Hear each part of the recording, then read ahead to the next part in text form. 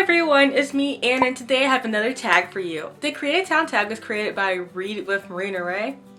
Yes, that is right. I think. I hope. I should check my phone. Is it read or read?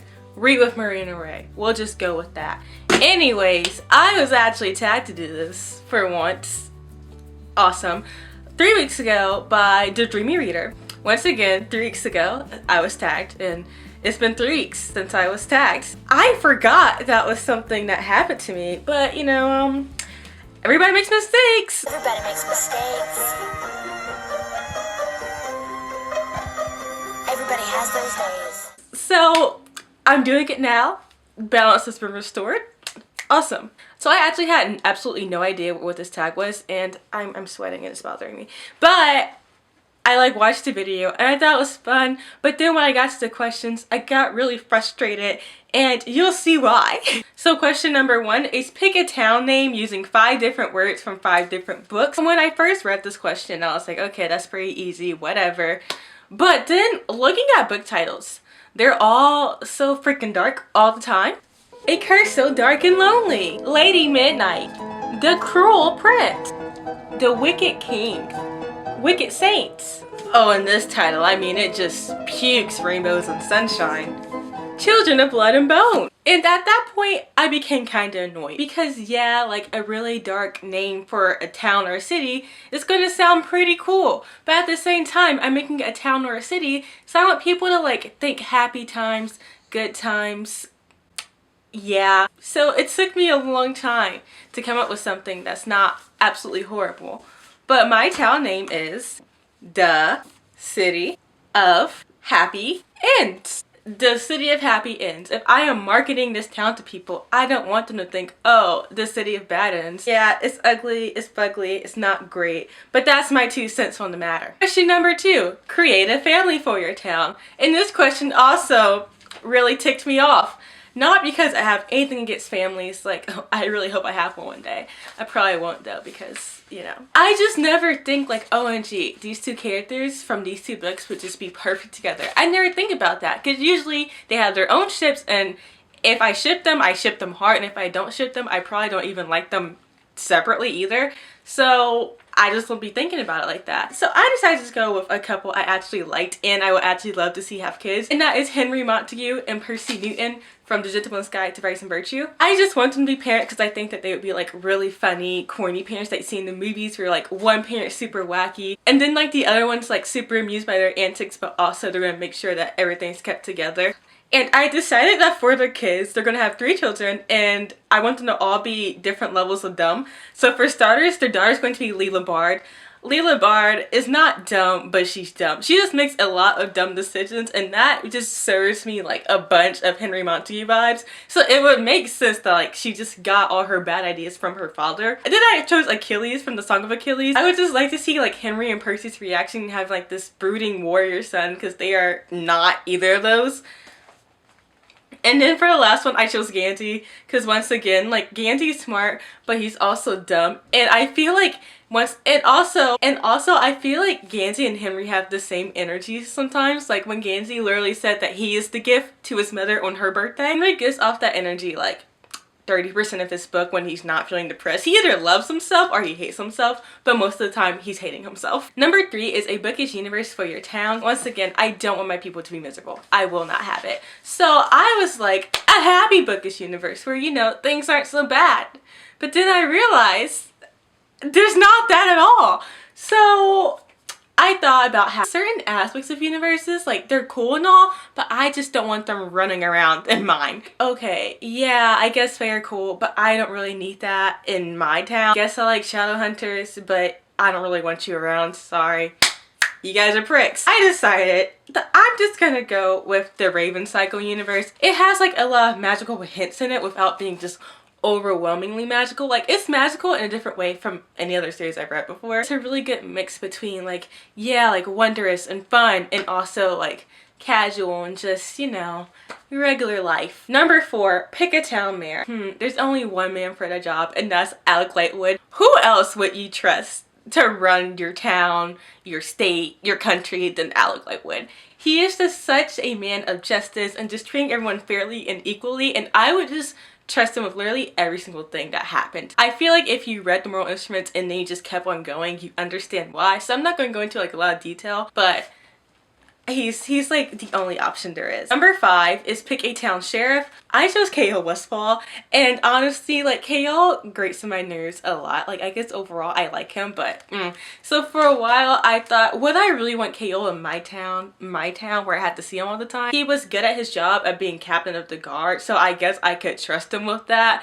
I mean, if he steps my toes though, I'm gonna have to do some dirty deeds and just get him replaced though, because I will get him kicked out of town. It will happen. I will not put up with it. For now, he's okay. So he can kick it. He can make sure things are in order. I trust him with that, but just watch it, please.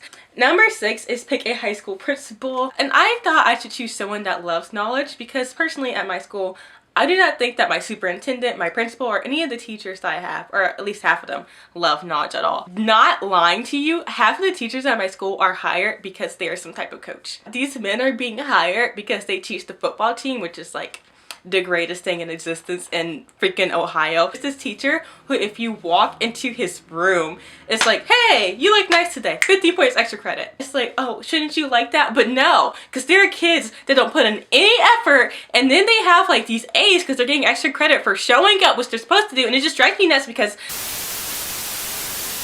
anyways, I would pick my high school principal to be Julian Jacobs from the Red Queen series. He loves knowledge, he likes kids, he's understanding. I just think he'd do a great job. I keep saying that, oh yeah, he'd do a great job, but like that's the only answer I can really give you. And also it was a chance to just show my love for Red Queen, because I promise you, I will take it with me to the grave that Red Queen is literally not that bad. Compared to these other series that I be reading and like everyone loves, it's not horrible. It's really not. And I just feel like you guys need to get over yourselves, because it's not that bad. Number 7 is choose someone to run the local bar. I thought this was a random question because random, but I chose Kaz Brecker for 2 reasons. Number 1, he likes money, so I feel like he would kind of invest in this local bar and just raise his profits. But also, if you guys have ever seen the show Peaky Blinders, Kaz Brecker gives off like Major Thomas Shelby vibes, and he owns a bar in that show, and I was like, it makes sense to me. 8, pick a town doctor. I chose Aaryn Minyard. I don't really care for Aaryn Minyard. In his book series, not his book series, he's like a side character. He actually, like, he matters, but I mean, I guess he matters. Like, a lot of people don't really like him. Like, I like him, I guess, because I understand him, but he's also like, we don't stand. Anyways, he wants to be a doctor in that series, and I thought, okay, he wants to be a doctor anyways. And also, another opportunity to mention a series I love. Number 9, pick a town rebel. Rafael Santiago. It just came to me like that. He's not rebellious, but he's rebellious enough to be the town rebel. He's not gonna really hurt somebody, but he just likes to act like he could hurt you, which he could, but he's not going to. He's a huge softie at heart. I love him so much. I've been reading a lot of Shadowhunter series this year. He's just been popping up in them. I never realized how much I adored him, especially because he's in the Red Scrolls of Magic, by the way. Yes, in this universe, he is the town rebel. He never dies. He just lives a long, fulfilling life. And he may or may not be happy. He'll never tell us though. Number 10, pick a town villain. I chose Amarantha because, to be honest, I just don't really want to be worrying about town villains, and Amarantha is the worst villain to ever exist.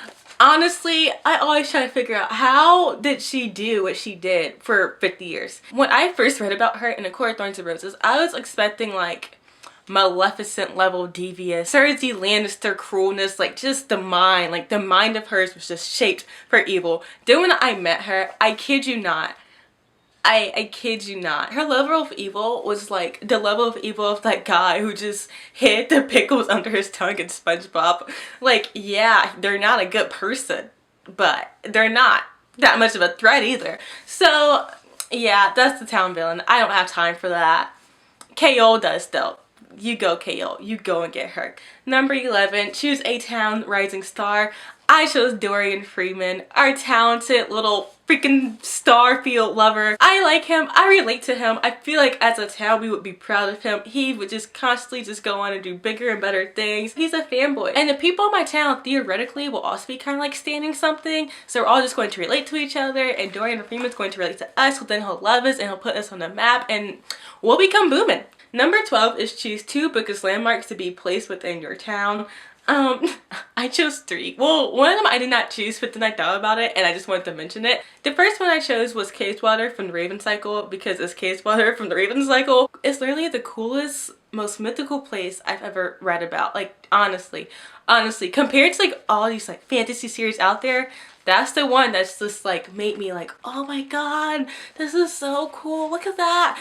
And to be honest, it wasn't even that much, but somehow it just still captured me like that.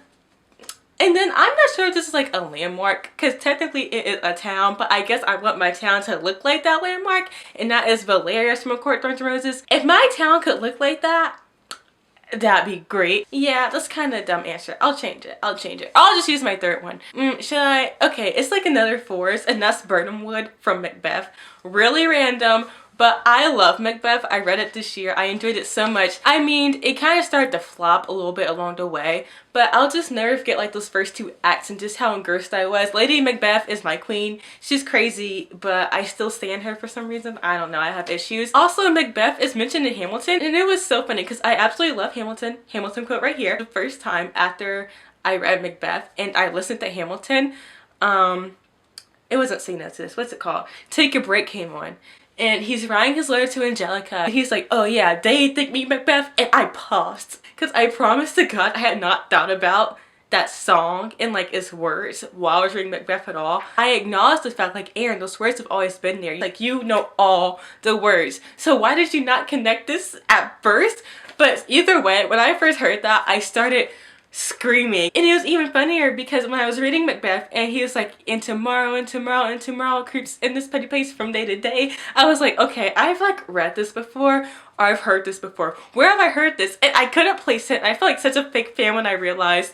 So it just brings back good old happy memories of Hamilton and Macbeth, and that's why I want Burnhamwood to be there. So that is the end of my video. I really hope that you guys liked it. Once again, apologizing to the Dreamy Reader. It took me so long. I am like snail pace, but I forgot, and I'm sorry, but it's here now. If you like this video, please give it a thumbs up and comment down below if you guys have any thoughts or opinions. It doesn't matter how random it is, I'll still reply to you. So I guess I tag anyone that wants to do this. How original. But especially like my Sunshine Girls in my group chat. I'm not going to tag anyone in particular in case like you don't want to do it, like that's fine. But at the same time, I want you to do it, but if you don't want to do it, you weren't really tagged, but you were also tagged, but you weren't. So like you have the option to like acknowledge this or not. You're welcome. I make videos every single week, and I promise to God another one will actually have another tag that's like on my computer. But after that video, it won't be a tag. We'll have something new again.